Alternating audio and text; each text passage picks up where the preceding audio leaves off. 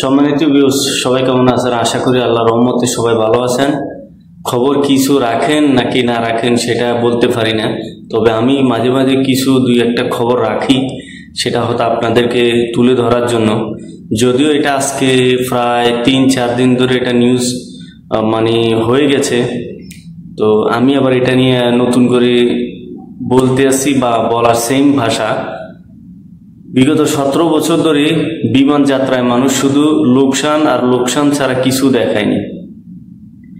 So ভাগ্যক্রমে doctor Yunus sir আসার পর থেকে বর্তমানে সব জিনিসের প্রফিটটা কি জিনিস বোঝা যাচ্ছে। যদি উনি 1 বছরে যদি এটার হিসাব দিতে পারে 937 কোটি নট ফর ডলার, অনলি টাকা, বাংলাদেশি মানি,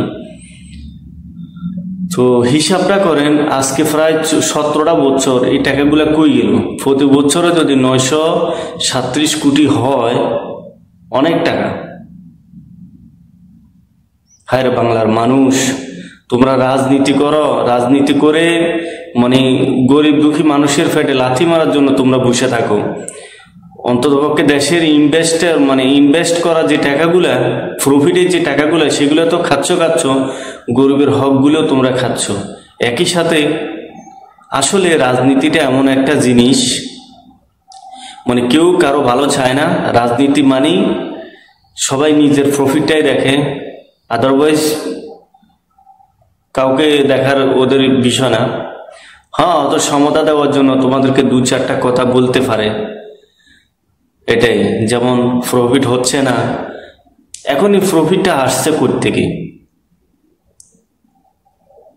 বুঝলাম না। এই প্রফিটটা এখন বাংলাদেশে আসে কোত্থেকে?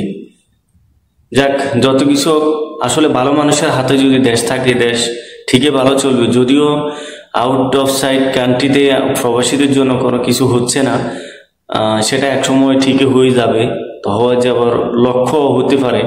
কিন্তু উনি হয়তো এখন পারছে না, ওনার আরো কিছু কাজ বাকি আছে। আর আমাদের সাধারণ মানুষও তো আমরা এত ভালো না যে উনি চাইলে খুলে ফেলতে পারবে। আসলে সাধারণ মানুষ থেকে অনেক কিছু হয়। যাক, যারা যারা এই ভিডিওটি দেখছেন, অন্ততপক্ষে সবাই ভিডিওটি সবার সাথে শেয়ার করবেন আর আওয়াজ তুলবেন। ইনশাআল্লাহ এমন ভালো মানুষ যাতে সবসময় বাংলাদেশের মাটিতে থাকে, বাংলাদেশের প্রফিট আরো হবে। আরো অনেক নিউজ আছে, এক একটা করে আমি আপনাদেরকে শোনাবো। আলহামদুলিল্লাহ, বাংলাদেশ জিন্দাবাদ।